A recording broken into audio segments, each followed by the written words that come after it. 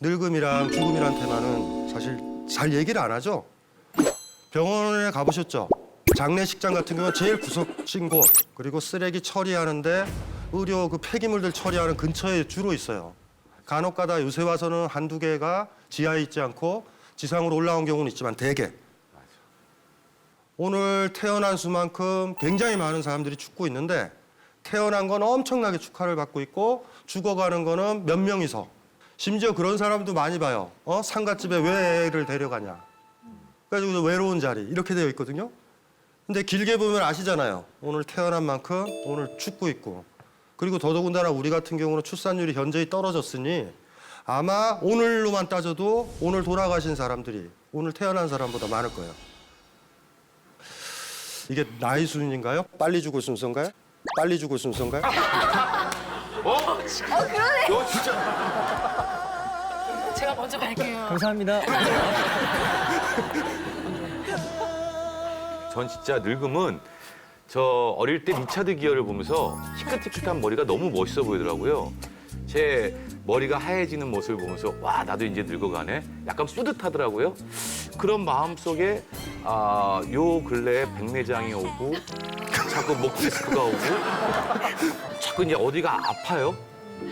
제가 머리가 하얗고 외모적인 것만 늙은 거에 대한 공경을 했지 자꾸 아프다 보니 죽을 때 길게 아파서 돈을 많이 쓰고 죽으면 안 될 텐데 그냥 이런 현실적인 생각을 좀 합니다. 솔직히 죽음에 대해서. 우리나라 착한 남자들의 하나의 전형이시죠. 자기 아픈데 돈이 많이 들어가는 건 온당치 않다. 예. 이 돈이 애기들한테 돌아가야 되겠다. 예. 자기 죽음이라는 것을 저렇게까지 생각하시면 성숙한 거예요. 지금 거의 뭐 저 정도면 거의 스님이시죠. 거의 스님이시죠. 예? 저는 늙음의 좀 안 좋은 점을 이렇게 생각했어요. 나이 많으신 분들은 되게 변화하기 싫어하신다. 그런 안 좋은 특징이 머릿속에 있었는데요. 문득문득 제 안에 어른들의 나쁜 점이 이제 조금씩 보이는 거예요. 나도 변화하기 싫어하는 것 같고 안 될 거야라는 생각도 할 때도 있고 내 자신에 대해서 어떻게 해야 그렇지 않게 늙을 수 있을까? 죽음은 어때요? 죽음이요? 죽음은 생각 별로 안 하시죠, 젊으셔서. 죽음은 사실 네 아직은 막 와닿지는 않아요 많이. 저는 아들이 하나 있는데요. 너무 힘든 거예요, 육아가. 그래서 작년과 다르게 체력도 좀 떨어지고 눈가 주름도 좀 진해지는 것 같고 아, 내가 점점 늙어가고 있구나라고 생각이 드니까 좀 속상하더라고요. 그러던 중에 제가 장인 어르신하고 영상 통화를 할 일이 있었는데 아버님 오늘따라 이제 흰머리가 좀 많으시네요라고 했더니 내가 늙어야 손주 지수가 클 거 아닌가 그렇게 생각이 드니까 그 나이 듦에 대해서 자유로워졌다고 해야 되나 그런 생각이 좀 들었어요. 일단은 저 늙음부터 좀 얘기를 좀 해야 되는 것 같은데 자본주의 아시죠? 특히 산업자본. 산업자본이란 게 뭐냐면 공장에서 물건을 만들어서 신제품을 만드는 거예요. 여러분들 스마트폰 같은 거 있잖아요. 그게 다 망가져가지고 사질 않아요, 지금은. 이전에는 낫 있죠, 낫. 낫 있으면 낫을 언제 바꿀 것 같아? 사용 못하면 바꿨잖아. 예. 지금은 예를 들어 옷은 언제 바꿨어요, 옛날에는? 못 입게 되면 바꿨다. 근데 여러분들 지금 옷이 몇 개나 있죠, 집에. 신발도 몇 개나 있죠. 신상품이니까 사는 거예요. 산업자본의 핵심이 뭐냐면 그래서 모던한 사회다라는 모던이라는 말이 모데르나라는 라틴어는 새롭다라는 소리야. 새로움이 이제 존중이 되는 거죠. 예전에는 마을에 무슨 일이 있었잖아요. 아주 특이한 일이야. 한 번도 마르지도 않았던 호수가 말랐어. 농사도 짓고 밥도 먹어야 되는데. 그러면은 어른 찾아가잖아요. 어른. 촌장들이 짝짝짝짝 가면 어른이 이렇게 앉아가지고 허리 이렇게 구부러질 어른 있잖아요. 이렇게 말도 못 알아들으면. 그래서 거기 족장이 딱 가서 이렇게 인사를 하죠. 마을에 이장 같은 사람이. 어르신, 지금 마을에 우환이 있어요. 이런 일이 없었는데 최근 1, 20년 동안 물이 완전히 말랐어요. 그러면 그 어르신이 이런다가 그러니까 지금으로부터 약 80년 전에 이런 일이 있었다. 그때 마을에 제일 예쁜 여자아이를 뒤쪽 산 동굴에 있는 곰한테 던져줬더니 비가 왔다. 그걸 어디서 봤죠? 예. 왜요? 제일 많이 겪었던 사람이야. 변하지 않아요. 아이가 딱 태어나면 나이 들어서 성장하고 결혼하고 그 할아버지처럼 죽어. 그러면 그 주기를 제일 많이 겪은 게 어르신들이야. 순환이에요. 이렇게 봄, 여름, 가을, 겨울, 봄, 여름, 가을, 겨울, 봄, 여름, 가을, 겨울. 60번 겪었던 사람과 20번 겪었던 사람 중에 누가 더 지혜로워요? 60번. 왜냐면 예외도 다 겪었으니까. 그때 어른들이 존경받아요. 자본주의가 들어오면서 문제는 뭐냐면 어른들이 존경을 못 받아. 왜냐면 주 타켓이 젊은 사람들이에요. 새로운 걸 좋아하는. 여기 저 나이 드신 분들 있죠? 전자제품 사보셨지? 전체 설명서를 다 보실 수 있는 사람 손 들어봐. 그거는 젊은 것들만 가능해요. 우리는 간략 설명서를 봐. 보는 것 자체가 귀찮아요.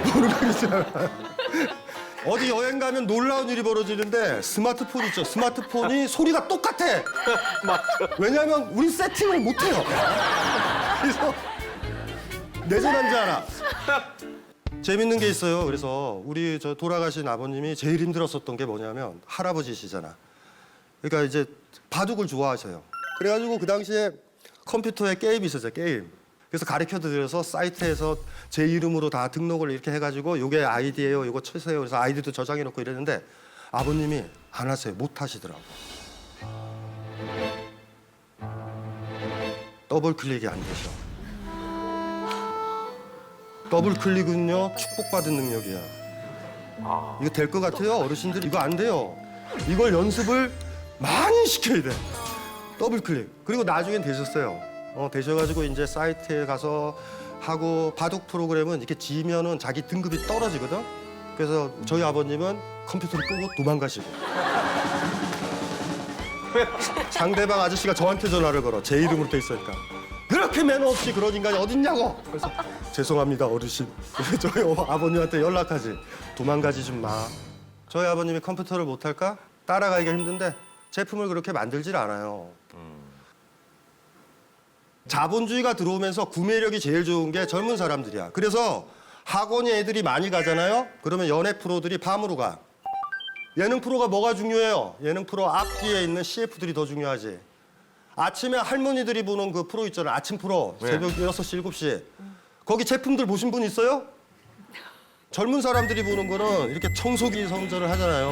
네. 청소기 가지고 뭐 잘 빨린다 이런 거 아니잖아. 행복한 얼굴로. 이것만 살면 사랑받은 부인이 될 것 같은. 근데 아침 프로는 뭔지 아세요? 어른들의 세계는 청소기로 볼링공을 들어요. 흡입해서. 이리야사 어른들은. 근데 돌아보면 그렇잖아. 왜 볼링공을 청소기로 들어? 그냥 들지. 처음에 이 옷 좋다 저 옷 좋다 해서 패션 뭐 저 연예인이 이거 입고 하니까 아 멋있다 막 이래서 막 사들이다가 나중에 어느 순간에 오지. 속았다. 어떨 때는 미니스커트, 어떨 때는 긴 거. 5년 지나면 다시 미니스커트로 돌아와. 색깔도 바뀌는 거 알죠? 그러니까 그걸 한 번 겪으면 이런 거야. 그래, 이 옷으로 11년 뒤면 요거 새롭다. 많이 겪으니까. 그러니까 젊은 친구들은 다 새로운 거예요. 나이 드신 분들은 물건을 많이 써봤기 때문에 가소비를 안 하셔. 이게 의미 없다. 그러니까 우리의 집중은 뭐냐면 여러분 젊은 사람들한테 간다고. 어차피 구매력이 있는 사람들이 이 사람들이니까. 약간 이제 늙었을 때 새로운 문물을 받아들이면서 젊은 분들과 함께 같이 살아가기 위해서는 어떻게 소통해야 되는지에 대해서는 좀 얘기해 주시면 좋을 것 같은데. 정직이죠. 그러니까 기회를 젊은 세대들한테 줘야 돼요. 내가 잘하리라는 편견을 버려라. 나 못해. 그걸 부끄러워하지 않아야 돼요. 그러니까 가장 큰 문제가 아는 척하는 거잖아. 예? 자기는 할 수 있는 척. 그래서 이 세상에 제일 지혜로운 사람, 많이 배우는 사람은 이제 모르면 모른다고 해요. 많이 배워도. 난 그거 몰라. 이건 네가 좀 해줘. 왜냐면 충분히 있죠. 도와줄 용의가 있는 사람들이거든. 근데 다 아는 척처럼 그런 거 뭐 할래 해 지가. 뭐 이런 거나 못하면서. 자기한테 정직하게. 모든 인간관계에서 소망스러운 관계를 맺으려면 아는 척. 그렇게 하면 안 돼요. 제가 옛날에 이제 봤었던 제일 슬픈 얘기가 뭐였냐면 아버지가 심장병이 있었어요. 아들은 이제 바깥에 돈을 벌고 아버지는 이제 옛 고향에서 살고 있는 거죠. 근데 심장병의 느낌이 오면 그 약만 먹으면 그냥 넘어가는 거야. 우리 그런 게 꽤 있어요. 어른들한테. 천식 같은 거 있잖아. 천식은요 30분 안에 어떤 약 입에만 뿌리고 이러면 아무 상관이 없는데 30분 넘어가면 호흡이 안 돼서 돌아가신다고 사실. 그런 것처럼 먹기만 하면 풀리나 봐. 근데 아버님이 돌아가신 거야, 심장마비로. 아들이 이상하죠. 갑자기 이제 경황 중이라 상은 지내놓고 아버님 돌아가신 집을 이렇게 돌아보는 거야. 약은 어디로 갔지? 아무래도 약이 없어요. 그래서 이렇게 가봤지. 그랬더니 포석이라고 그러죠, 포석. 이렇게 저 잔디 있는데 이렇게 돌 올려놓는 거. 네. 저쪽에 보니까 포석이 하나가 이렇게 들려 있는 거야, 이렇게. 그러니까 열어봤더니 거기 약병이 있어. 아버지가 그걸로 포석으로 깨시려고 그랬어. 왜 깨시었을까? 거기 병에 이렇게 써 있었어. 눌러서 돌리세요. 글을 못 읽으시는 분이야. 어른들이 이 세계와 새로운 제품이라든가 이런 거 볼 때는 그런 느낌이에요, 다. 그래서 우리 사회에 있어서는 늙음이라는 게 무능력하고 못하고 이런 사람으로 규정이 된다고. 근데 까먹지 마요. 저도요, 처음에 스마트폰 나오고 옛날에 PC 나오고 이랬을 때 있잖아요. 저 젊었었다고. 그때 잘했었어. 여러분들은요, 쓰기 편하게 PC라든가 스마트폰에 보면 OS 체계가 갖춰졌죠. 클릭만 하면 되지. 우리는 그런 시대가 아니에요. 우리는 컴퓨터에 프로그램을 짰던 세대라고. 근데 지금은 아무 의미가 없어. 그냥 윈도우 화면이도 무슨 화면이 그냥 뜨고 편하게 클릭하면 되잖아. 그렇죠? 시간이 지나면서 그렇게 변하는 거예요. 그래서 우리 시대에 와서만 늙음이라는 게 쓸모없는 사람, 지혜롭지 못하는 사람, 뭐든지 다 자식한테 물어봐야 되는 사람, 귀찮은 사람이 된 거예요. 부모님들이 여러분들한테 물어볼 때 있어요, 분명히. 이거 어떻게 해? 그럴 때 여러분이 너무 쉽게 그러죠. 엄마 이거 이렇게 엄마 보고 만지게 해야 되는데 여러분이 해서 주잖아요. 구박하면서. 그럴 때 어머니가 느낌이 어때? 이런 젠장을 들어서 못하겠다. 그러면 나중에 버거덕거리는 거야. 사지도 못하고 여러분이 물건을 사줘도 그냥 가지고만 계시는 거야. 그래서 어느 순간 나이 드신 분이 이렇게 돼. 늙으면 짐이 된다. 애들한테 물어보지도 않는다고. 왜 그거 안 가르쳐줘요? 안 가르쳐주니까 못하죠. 나중에는 아무것도 못하신다고. 보라님도 나중에 그거 느낄 거야. 본인이 못 쫓아가겠다. 제가 얼마 전에 고등학교 동창 친구들을 만나가지고 야, 마음은 우리 고등학교 때랑 똑같은데 벌써 우리가 이제 30이 넘었네. 막 이런 얘기를 했어요. 그래서 그걸 집에 와서 엄마한테 애들이랑 이런 얘기를 했어요. 이런 얘기를 하니까 어머니가 야, 나도 마음은 20대인데 지금 엄마가 돼 있고 할머니가 돼 있고 이렇게 막 이제 몸도 아프고 그래. 그런 얘기를 하시더라고요. 그러니까 이런 게 화장품 파는 업체에서 만든 메커니즘인데 거울을 이렇게 봤을 때 여러분의 기준은 20대의 얼굴이야. 네. 그 20대의 얼굴에 비춰봤을 때 40대의 얼굴은 하자가 있고 부재하고 결여돼 있어. 그걸 메꾸려고 그런다고. 마음은 20대인데 몸은 이렇다. 근데 어머니가 건강해지면 이런 거야. 지금 연세가 어떻게 되세요? 환갑. 환갑이잖아. 네, 아유 60 먹은 이 얼굴이 그대로 사랑스러워 보여야 돼. 아이고 재밌다. 나이 드니 이렇게 머리가 생겼네라. 젊은 시절 흉내 내려고 수술하고 머리에다가 염색하고 이거랑은 달라요. 보라님이 그렇게 얘기해야 돼. 엄마 지금 너무 예뻐. 이렇게 60답게 예쁜 게 어딨어. 왜냐하면 어머님의 지금 나이가 지금 현재란 말이에요. 근데 어머님이 자꾸 20대를 가지고 지금 보게 되면 부정이 되잖아. 그럼 그거 좋아하는 게 뭐냐면 의료업체, 다이어트 업체, 귀금속 업체. 어느 시인이 이런 얘기를 했다고. 여인네가 나이가 들어가면 귀금속이 많아진다. 자기의 젊었던 부분을 반짝이로 집어넣으려고. 간혹가다 그런 분 맞죠? 이렇게 현란하게. 백도 막 샤넬인데 몸에는 안 어울리셔. 근데 그게 다 커버를 하는 거야. 그럴 때 어머니가 만약에 그렇다면 우린 얘기해야 돼. 엄마 너무 예뻐. 엄마 머릿속에는 20대 그것만 있어? 10대도 있었고 50도 있고 60도 있고 엄마 70도 있는 거야. 그걸 그대로 방치하면 70대시면 더 슬퍼하지서. 자기를 부정해. 60에 할 거를 하셔야 되잖아. 근데 거울을 보면서 하자가 보이는 거지. 그래서 그렇게 얘기했을 때 어머님이 내 마음은 20대인데 몸은 이렇다 그럴 때 엄마 와 이 주름 근사하다. 나도 나이 들면 이런 주름이 생길까라고 얘기를 해줘야죠.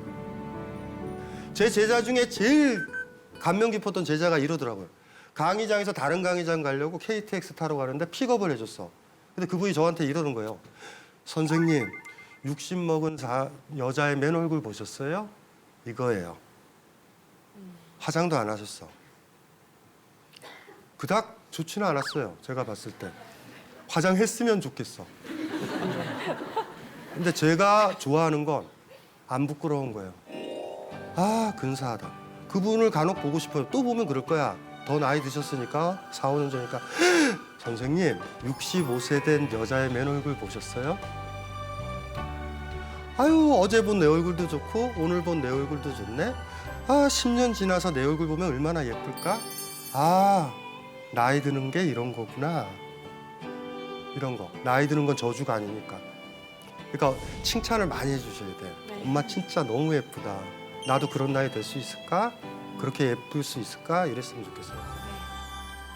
그 영화 보셨나요? 최근에 나 다니엘 블레이크 컴퓨터로 들어가서 실업수당 이런 거를 하려고 그러는데 이게 안 되시는 거야. 그래서 찾아갔더니 거기 있는 사람이 해주면 되잖아. 아, 해주면 안 된대. 그 컴퓨터를 배워서 하래. 나중에는 화가 나가지고 벽에다 써요. 나는 다니엘 블레이크다. 그래서 영화 제목이 나 다니엘 블레이크예요. 거기 봐도 자본주의 발달한 영국에서 한 할아버지가 어떤지 300년 전만 해도 나이 들었다라는 건 최고의 지혜였어. 그런데 300년 전서부터 지금까지는 어떻게 된 거냐면 신제품을 쓸 수 있는 게 젊은 사람이야. 신제품이 나왔다라는 건 무슨 소린지 알죠? 내가 가진 것들이 낡았다라는 거야. 이 시대이기 때문에 늙어간다라는 게 저주받고 무능력하고 무기력하다고. 자, 그런데 그럴까라는 거죠. 기계 제품과 관련돼선 그러할지라도 여러분이 큰 인생사가 겪었을 때 그때가 오면 아버님, 어머님이 얼마나 강렬한 사람인지 그때 아실 거예요. 나 같으면 미치고 팔짝 뛸 일인데 얘야 진정해라. 이건 이렇게 하는 거다. 그때가 올 거야. 그 영역도 또 있어. 그거 알 때쯤 되면 또 그 자식도 늙었다. 스마트폰 잘 못 만질 때. 얼마나 부모님들이 위대해요. 할아버지, 할머니, 부모님한테 할아버지, 할머니도 다 떠나보냈잖아. 여러분들은 죽음을 몇 분이나 보내봤어. 여러분들 할아버지, 할머니는 여러분보다 수십 배 더 많이 보냈다고. 더 많은 상처를 겪었고 전쟁 못 겪었잖아요. 전쟁이 어떤 건지도 할아버지, 할머니들한테 배울 수 있지. 얘들아, 전쟁은 일어나면 안 된다. 전쟁은 승자도 없다. 이 얘기를 할 수 있는 사람들. 사실 그런 어른들만 제대로 계시면 저 같은 사람이 필요 없어요, 사실. 제가 어쩌면 그 역할을 하는지도 몰라요. 그 할아버지들, 그 할머니들, 돌아가셨던 분들의 이야기들 있잖아요. 그 얘기를 하고 있는지도 모를 것 같다. 자기 삶에서 가장 중요한 일들은 여러분들 나이 드신 분, 늙은 사람들 손을 잡을 것. 기계 제품이나 이런 외적인 것들은 여러분들이 잘 만질지라도 그래서 서로 교환했으면 좋겠어. 내가 새로운 제품을, 새로운 약병을 그분들한테 가르쳐주고 그분들한테는 삶의 지혜를 배우는 식으로. 그리하면 우리 사회에 어떻게 되냐면 늙음이 결코 부패의 느낌은 아닌 거야. 무능의 느낌은 아니게 될 거예요. 이렇게 해서 늙음을 저주받고 외롭고 가족과 동떨어진다. 이렇게 만들어 놓고 그들은 뭐 하냐면 보험을 팔아요. 자본주의는 냉정한 곳이거든. 아무도 너희를 안 돌보니 네 돈 모아라. 그리고 너희들의 나이든가 병듦, 죽어감에 대해서 너희가 책임져라. 자식은 안 돌본다. 바로 설득되는 거예요. 왜냐하면 여러분이 돌보면 보험은 뭐하러 들어? 저쪽에 남태평양 섬은 이리 살아요. 젊은 세대들이 물고기를 잡으러 가지. 막 잡아오면 할아버지들이랑 아이들이 달려들어. 그리고 나나가 부끄러워하지도 않아. 우리 식으로 따지면 이해가 안 되지. 일도 안 했던 것들이 막 가져가. 그런데 그걸 가지고 뭐라고 안 그래요. 왜냐하면 그 나이든 할아버지 가져간 사람들 있잖아. 옛날에 우리한테 물고기를 줬었던 그 사람들이거든. 저 어린아이들은 누구냐면 앞으로 물고기를 잡아줄 아이들이거든. 이렇게 살면 보험이 무슨 필요가 있어요. 여러분들이 그렇게 속으면서 끝내 했던 게 뭐냐면 연금 들고 보험 들고 한번 잘 살아보겠다고 어떻게 대충 보장도 못 받지. 생명보험 들어서 뭐야, 어차피 죽었는데. 옛날에 그런 거 들었었나? 들지 않았죠? 그냥 업어줬다고. 어미가 날 업어줬듯이 나이 드니까 내가 업어줄 뿐이지. 지금은 어느 사이인가 거리가 너무 많이 생긴 거야. 그래서 여러분들이 고민을 많이 하라는 거예요. 아버님, 어머님이 여러분 몰래 보험을 들고 있다. 여러분들 불신하는 거야. 여러분이 어떻게 했는지 미루어 짐작이 돼. 자식들이랑 식사를 더하면 나중에 늙을 때 자식들이 식사를 할 텐데 돈 있을 때 보험에 들지 말고 아이들이랑 여행을 가면 그 여행 간 즐거움에 자식들이 성장해서 부모 손잡고 여행을 갈 텐데 그렇게 하는 게 100배 난데 그거 다 끊어버린 거야. 그래서 그렇게 된 거예요. 안 돌볼 거예요. 나중에 부모님 나이 들고 치매 걸리면 요양병원에다 지 사랑한다고 함부로 하지 마세요. 부모님을. 그때 가보자. 그때 가봐야 알아요.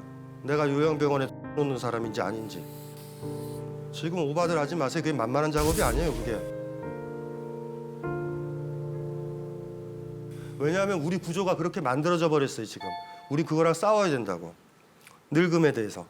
제가 남태평양 섬 이야기 해줬죠 방금? 그렇게 하면 되잖아. 인간이 인간끼리 도울 수 있는데 왜 거기다가 돈을 집어넣어가지고 엄한 일을. 너무 슬퍼요. 자식들은 설명도 안 해주고 귀찮아하고 이러니까 나는 나를 챙겨야 된다. 이래가지고 돈 모으고 있다고. 여기 모으시는 분들 있죠? 잘못 생각하시는 거예요. 그 돈을 왜 모아? 뭐 가져갈 거예요? 뭐 할 거야? 돈에 집중하면 그렇게 돼가지고 그냥 아마 늙어 죽을 거예요. 병원에 투여돼서. 비싼 데는 갈 거야. 돈 많이 모아놨으니까. 좋겠어요. 비싼 데 가서. 제가 반려동물을 좀 몇 마리 키우고 있거든요. 근데 이제 그 중에 몇 마리가 벌써 이제 10살이 넘은 거예요. 근데 제가 알잖아요. 걔네들이 길어야 뭐 앞으로 몇 년 살지 못한다는 거를.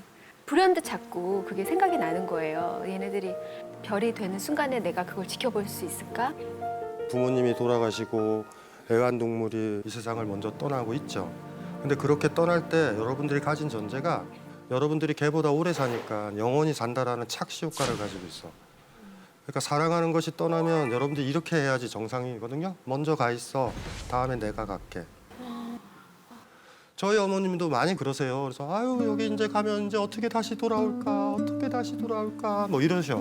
그래서 제가 항상 하는 얘기가 왜 돌아오냐? 나도 뒤지는데 아무도 없다 이 집에.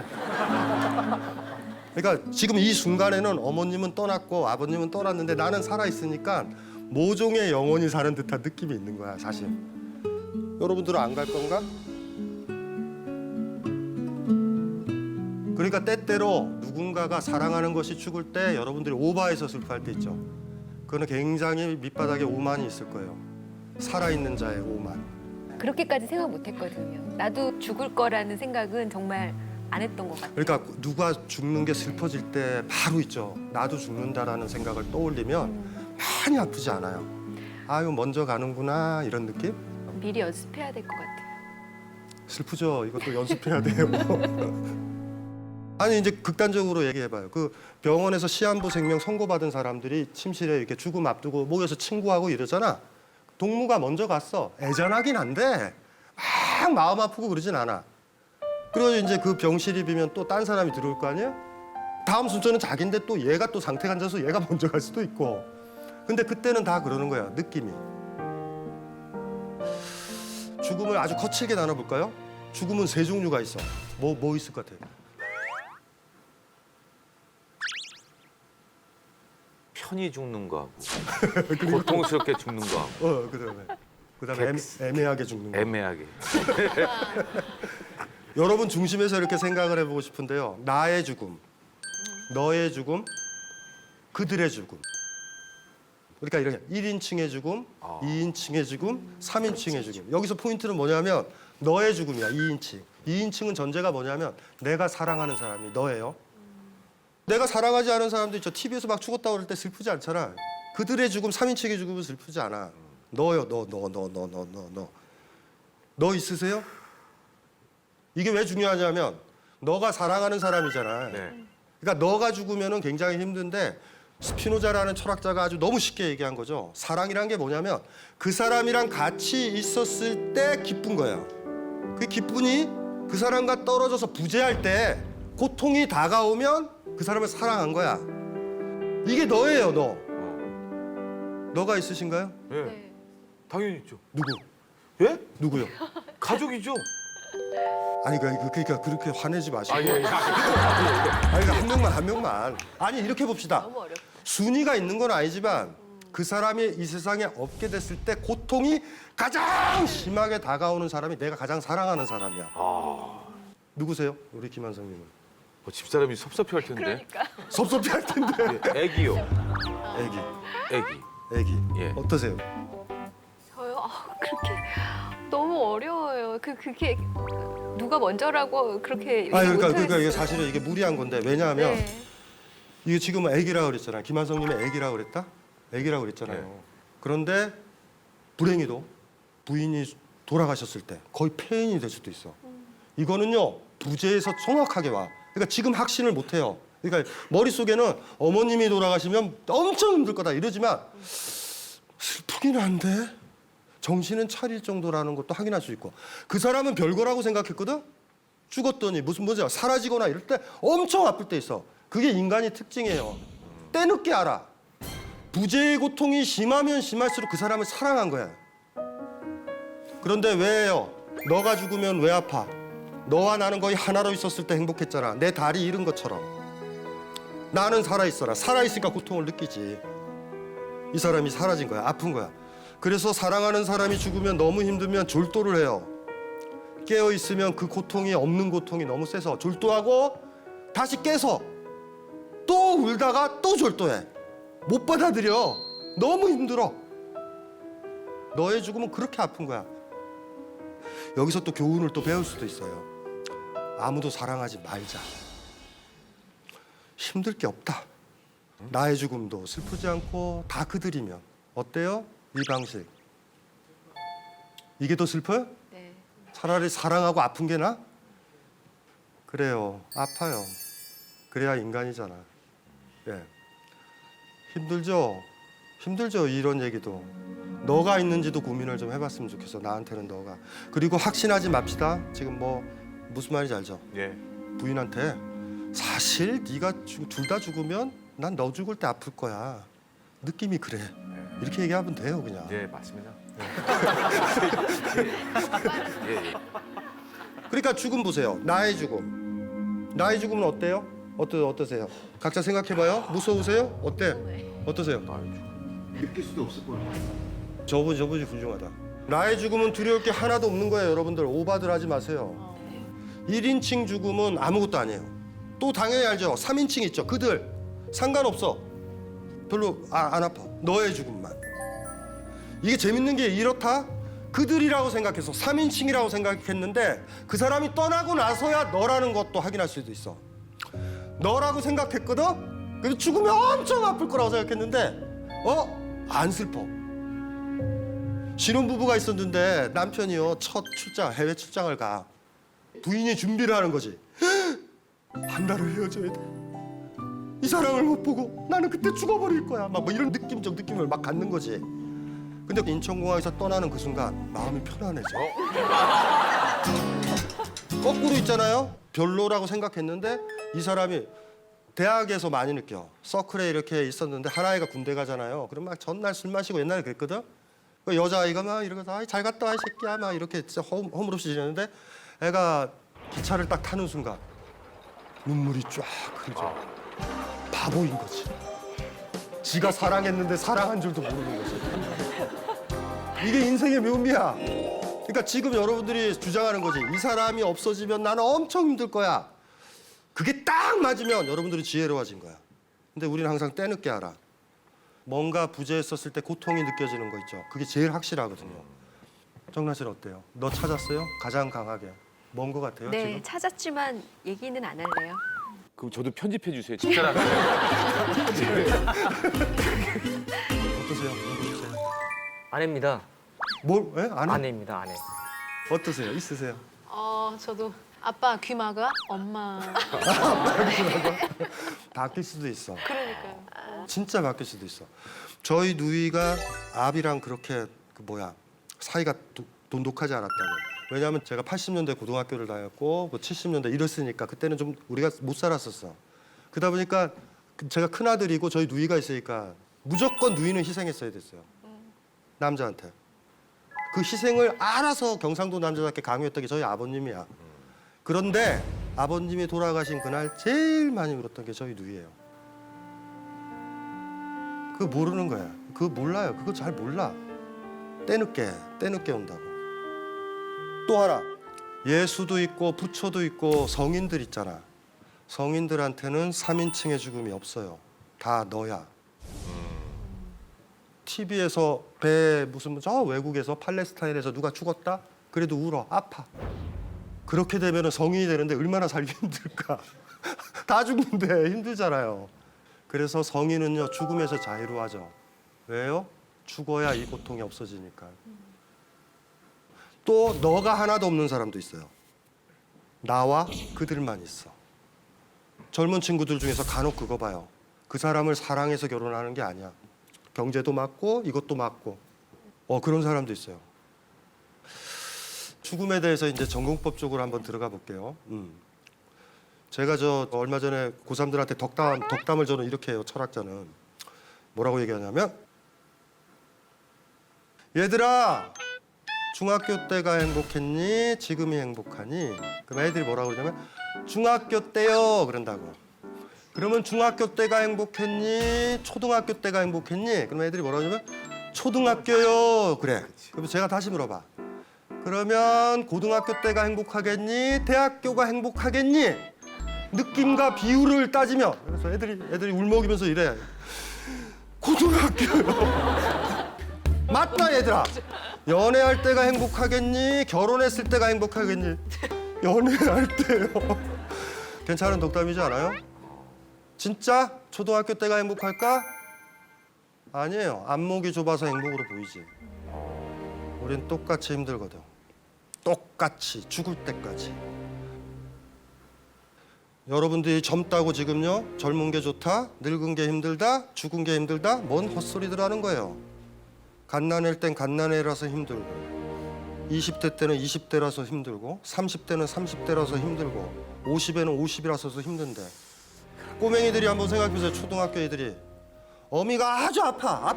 지 눈에는 밥만 보여, 밥만. 어미 아픈 거 안 보여야 그 밥이 달고 맛있지. 조금만 자라보세요. 어떻게 되죠? 어미 아픈 것도 보이지? 그러면 그 밥이 그렇게 달겠냐고. 변한 건 하나도 없어요. 여러분 머리만 변해. 살아가는 건 행복하지 않아요. 힘들어요. 먹고 사는 것도 힘들어. 태어나니까 여러분들 얼마나 나쁜 짓을 많이 해요. 지금까지 돼지 몇 마리 잡아먹었어요. 어차피 사는 게 힘든 거예요. 그게 금방 배고프고. 배부른 적이 몇 번이나 있어요. 인생에서. 찰나잖아. 한 공기 먹으니까 배부르고 행복하다고 그래서 두 공기 먹으면 두 배로 행복할까? 세 공기 먹으면 세 배로 행복해요? 밥솥에 먹으면 아주 행복해 터져 죽겠네 그냥. 행복이 몇 번이나 오는데 우리한테 많이 안 와요. 사는 건 힘들다니까. 불행하고. 왜 사랑을 해요 사람들은? 불행한 게 조금 가시니까. 왜 음식 먹는 게 근사해요? 잠깐이라도 배고픔이 사라지니까. 왜 자는 게 좋아요? 피곤한 게 잠깐 가시니까. 머릿속에 이 전제를 가지고 있어야 돼요. 어린 사람들은 이걸 모르는 거예요. 그러니까. 그런데도 왜 우리가 살아야 돼? 내일 이 힘든 거를 가라앉혀줄 무언가를 만날 수 있으니까. 이렇게 힘들고 외로운데 아침에 일어나서 내가 사랑하는 사람 얼굴 한번 볼 수 있으니까. 내일 바깥으로 나가면 무지개 하나 볼 수 있으니까. 이걸 가지고 있는 사람들이 죽음을 무서워한다? 꼬맹이들은 그래요. 어렸을 때가 행복했다고. 부모들 등골을 뽑을 때니까. 나이 들면 보여. 아이고 이게 세상이 힘들구나. 어미가 나보고 아이고 너 입에 밥 들어가면 너무 좋다 행복하다 그랬지만 거짓말이었다는 걸 알지. 자기 음식 줄인 거였어. 간신히 먹인 거였어. 아유 괜찮아 엄마는 네가 아프니까 몸살 걸렸으니까 밤새도록 있을 거야. 하지만 나이 들면 알지. 그게 굉장히 힘든 일이라는 거를. 성숙이 먹은 것 같아요.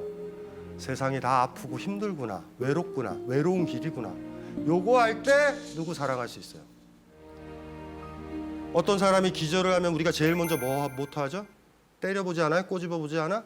여기 봐요. 이게 다리. 이게 안 아프면 이거 내 다리 아니다. 저 사람이 아파서 넘어지잖아. 내 마음이 아프면 저 사람은 내 몸이야. 어미의 아픔이 느껴져야 여러분도 어미를 사랑하는 거예요. 헛소리들 하지 말아요. 고양이가 아파서 쓰러지려고 그러고 애가 너무 힘들어하고 우유 못 먹을 때 그때 그게 느껴져야 고양이를 사랑한다 그러는 거예요. 고양이가 행복하고 걸어 다닐 때 그냥 내버려 두면 돼. 여러분이 사랑하는 사람이 그 다리 같아? 어미 다리 같아요? 꽃이 질 때, 꽃 같은 거 질 때도 아플 수 있다? 꽃은 내 다리예요. 내 다리랑 같아. 그래서 아픈 거예요. 그러니까 어떻게 떠나? 성장한다, 성숙하다라는 건 즐거움을 같이 하는 게 아니에요.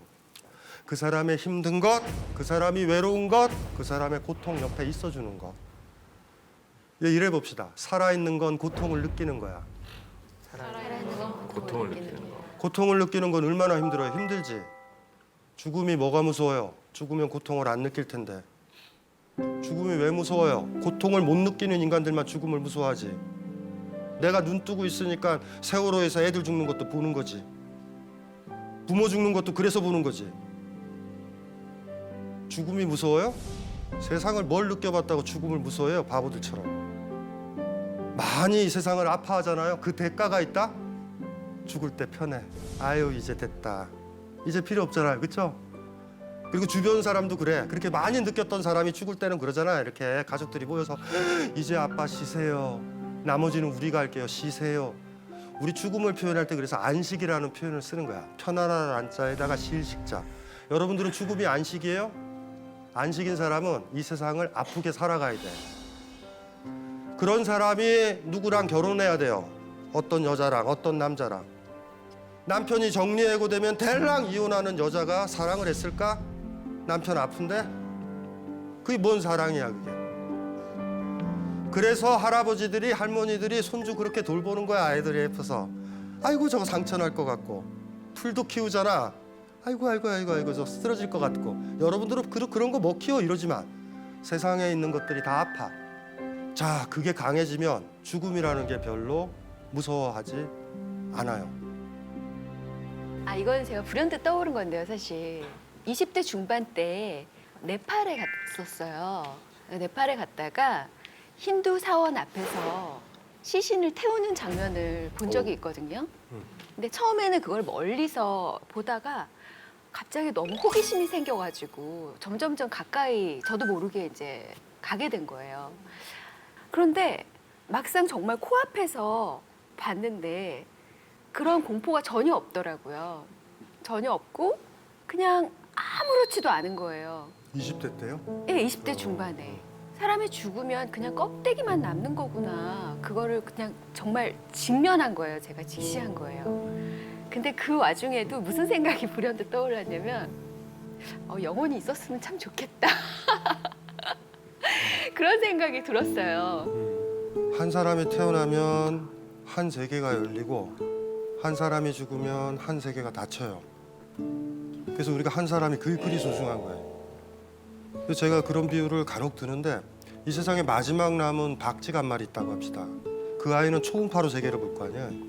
그 아이는 죽으면서 이런 착각에 빠져요. 나만 쑥 빠지고 초음파의 세계가 남아있을 거라고. 언감생심이죠. 박쥐가 사라졌는데 초음파가 어디 있어요.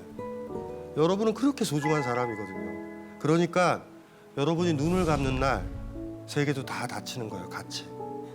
저는 그리 알아요.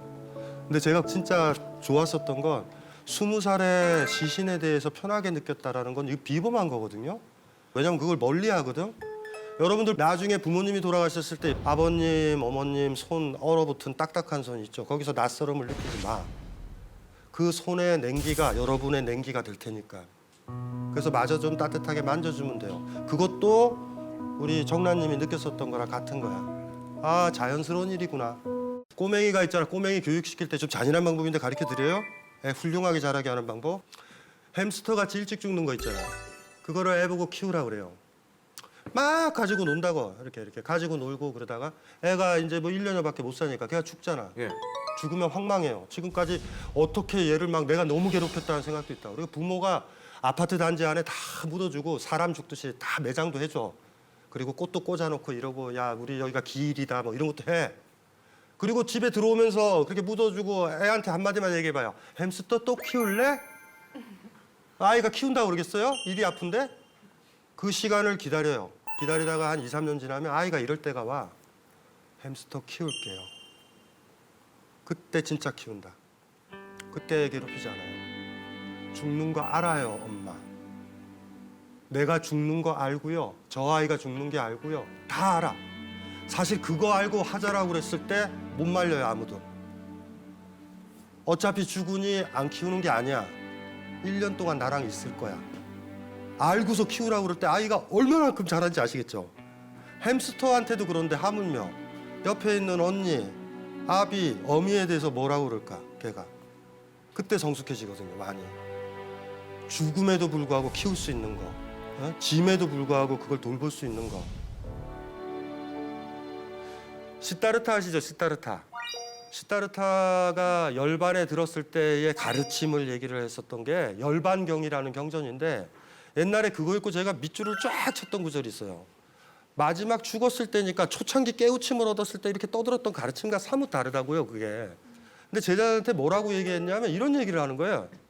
얘들아, 무상 있죠. 무상이라는 건 영원하지 않는 거예요. 그러니까 무상이 뭐 대표적인 게 뭐야?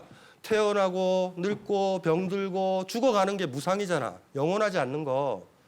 그러더니 시다르타가 뭐라고 얘기하냐면 얘들아, 무상을 고개를 돌리지 말고 직면해라. 이 얘기를 했다고. 와, 그걸 읽고 제가 충격에 빠진 거지. 여러분들 가족 봤죠? 어머니 봤지? 나이 든 어머니 최근에 보러 간 사람. 어머니 얼굴에서 무상을 보신 분 있어요? 어제 같지 않고 작년 같지 않고 작년 생일과 다르고 작년 명절과 다르다.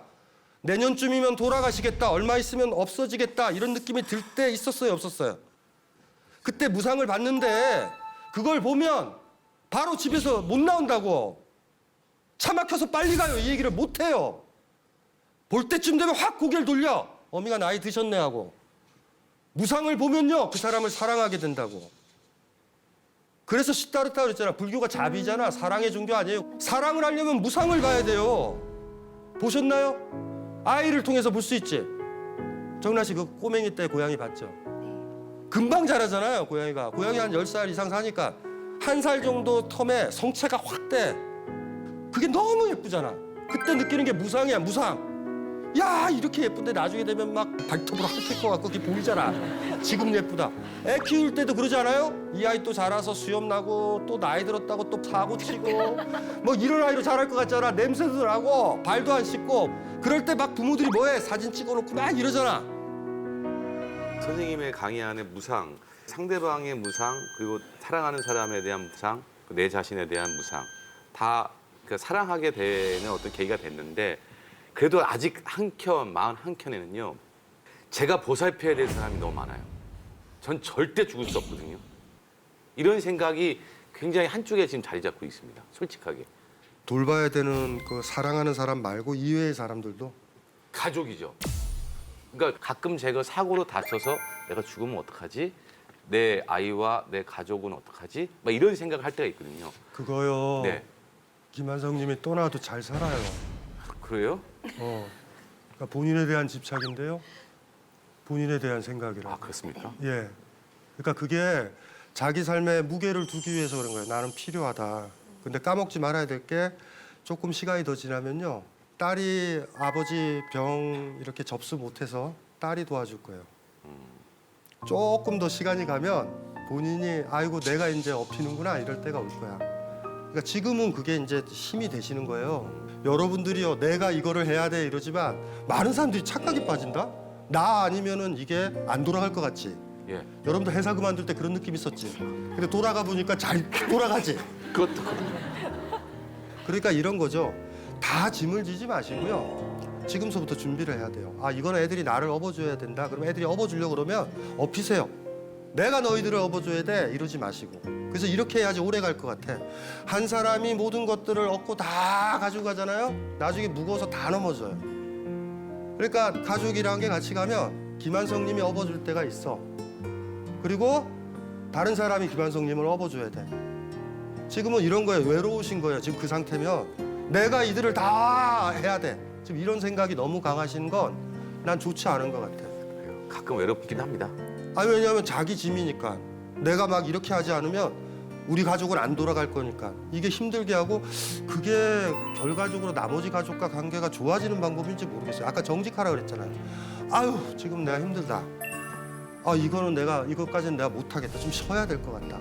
이 얘기를 편안하게 할 수 있는 가족이었으면 좋겠어요. 계속 막 이렇게 가시면 나중에 못 망가지신다고.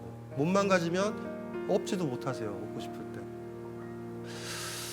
플라스틱 꽃이 있어요. 플라스틱 꽃. 조화. 조화와 벚꽃의 차이가 뭐예요? 조화는 앉아. 여러분들은 뭐 보러 가요? 왜 보러 가요? 뭘 보러 가? 무상을 보러 가잖아. 지금 봐야 된다. 지금 봐주지 않으면 올해 핀 벚꽃 그건 못 본다?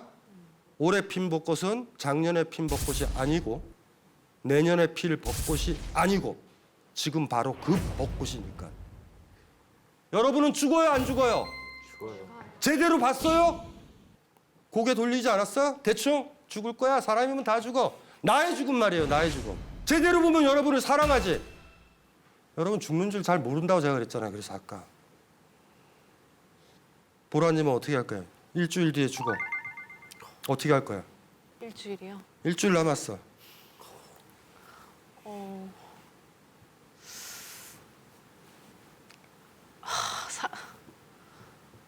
사랑하는 사람들을 만날 그쵸. 당연하죠. 그래서 제가 얘기하는 거예요. 대부분 사람들이 지금 어떻게 살아갈까? 진짜 삶을 제대로 살아갈까? 자기 삶을 아낀다고요?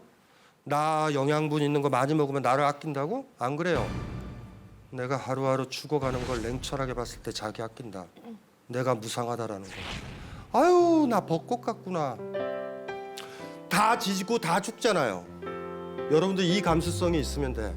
어머니도 어차피 돌아가셔. 무상하니까 태어나면 죽는 거야 다. 꽃이 피면 지듯이. 하지만 꽃이 핀 거의 목적은 지려고 피는 게 아니야. 우리가 태어난 건 죽으려고 있는 게 아니야. 우리가 태어난 건 태어나기 위해서 태어난 거야. 꽃은 지려고 피는 게 아니라 피려고 핀 거예요. 아이들이 이럴 때가 있어. 막 흩날리면 예쁘잖아, 벚꽃이. 이렇게 흔들면 아 재밌다 이러잖아. 걔네들 생각은 뭐야? 어차피 질 거 지금 나 볼 때 다 져야 된다 이런 욕심이잖아. 그럴 때 여러분들이 오늘 강의가 제대로 들어왔다면 이렇게 얘기할 거예요.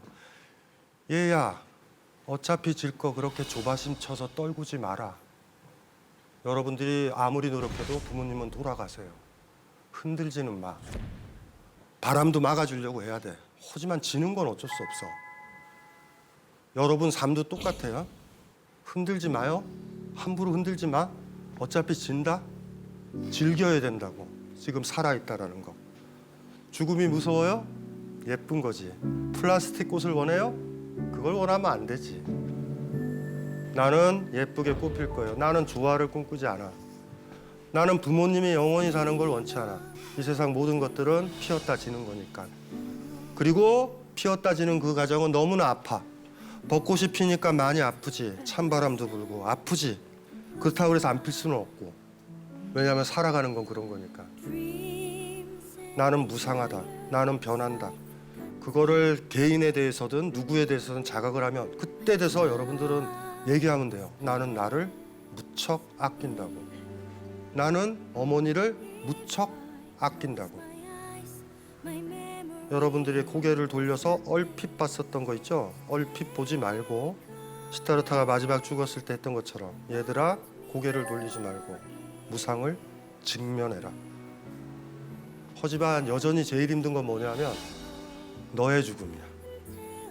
고양이가 죽는 거, 아이가 죽는 거, 아내가 죽는 거.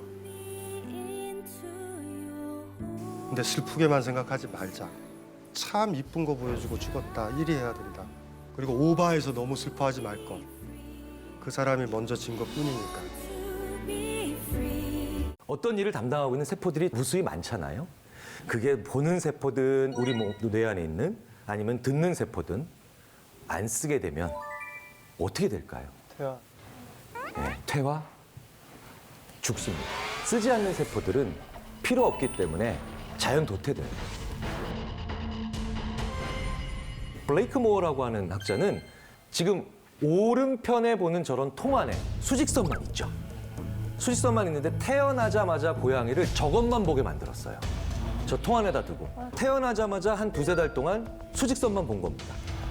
그러니까 수평선을 보는 세포들이 죽어가기 시작한 거예요.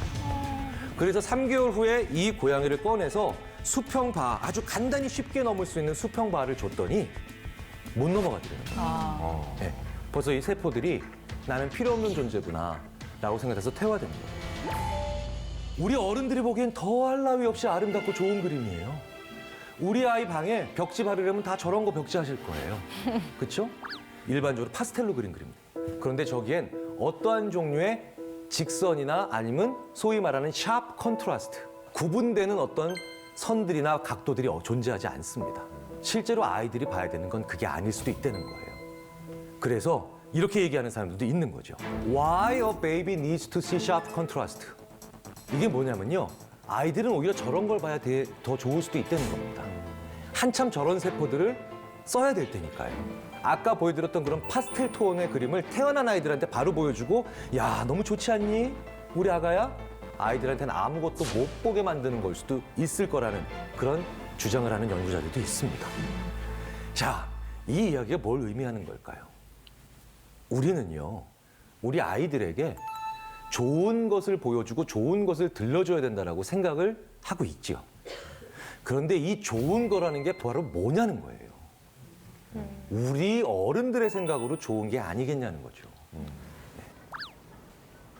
자, 그래서 실제로 태어나자마자 우리가 다양한 경험을 하는 게 굉장히 중요합니다. 단 한 번의 다른 경험을 다른 공간에서 하는 것도 엄청나게 사람을 지혜롭게 만들 수 있거든요. 너무나도 유명한 실험 하나를 보여드리겠습니다. 일명 두 줄 실험인데요. 이 두 줄 실험이 뭐냐면요. 천장에 실처럼 얇은 줄이 매달려 있습니다. 그런데 대학생을 한 명 이 방에 집어넣습니다. 방에는 이거 말고는 아무것도 없어요. 이 학생이 들어가서 해야 될 미션, 과제는 뭐냐면 이 두 개를 연결하는 겁니다. 근데 떼어내면 안 돼요. 떼어내면 안 돼요. 그러니까 떼어내지 않고 연결을 해야 됩니다. 근데 저희가 사전에 팔 길이를 다 재놨기 때문에 한쪽 끝을 잡고 반대편으로 가서 이걸 잡아보려고 해도 절대 안 닿습니다. 예, 난감하죠? 자, 그런데 이 난감한 상황에 제가 옆에 있다가 가위를 하나 툭 던져줘요. 이걸 써봐라. 그럼 이 학생들의 표정은요? 상당히 짜증을 냅니다. 이걸 왜 주는 거야? 그럼 제가 또 약을 올려요. 앞에 친구도 이걸로 해결했어. 네, 그러면 애들이 막 그런가? 방금 그래서 제가 써야 된다니까 이걸로 된다니까 약을 또 바짝바짝 올리죠. 알겠다. 써야 되겠다. 자, 받습니다. 어떻게 하실래요, 지민 씨? 저요? 네. 제 옷을 잘라서 어떻게 할 것 같은데요? 아니 갑자기 또 이렇게 이런 퍼포먼스 버전으로. 네. 아니 어떻게든 연결시키면 네, 되니까. 네, 네. 바지도 많이 잡지를 짧아. 못하죠. 잡기가 힘들죠. 그렇죠. 99%의 학생들이 첫 번째 어떻게 하냐면요. 한쪽 끝을 잡고 반대편으로 가요. 그리고 가위를 우리가 쓸 때처럼 잡고요. 그 가위 끝으로 잡아보겠다고 합니다. 아, 나 저 생각했는데. 네, 그 생각하신 분들 되게 많으실 거예요. 아우, 저희가 그 전날 나를 조교랑 함께 2시간 동안 갈아놨죠. 그때가 어떻게 되겠습니까? 잘리죠. 아우, 참. 잘리고 또 잘립니다. 이러면요. 90% 넘는 학생들이 어떻게 하느냐. 가위를 뒤집어서 나를 잡아요. 아우, 창피해. 그리고 자기 손 다칠 걱정도 안 하는지 손잡이로 잡아보겠다고 합니다. 엿장수 가위가 아닌 이상 이거 절대 안 잡힙니다. 이거 하다가 안 되니까 어떤 아이들이 나오냐면요. 자기가 중고등학교 6년 내내 과학영재반에 있었대요. 그렇게 기대를 하게 만들더니 30분이 아니라 10분 더 달라고 그래서 40분을 줬는데 40분 내내 말리지도 못하게 하면서 무슨 짓을 했냐면요.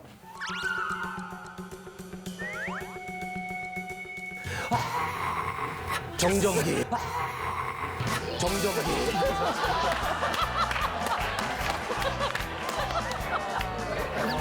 야. 벌리면 안 돼. 네. 정답. 네. 벌려서 가위 한쪽을 그 걸고 한쪽을 끝에 걸면 안 고리에 끈을 묶어서요. 맞아요. 그렇게 하는 거예요. 그런데 그걸 30분 내에 하는 학생이 10%도 안 나와요. 별 학생이 다 나와요.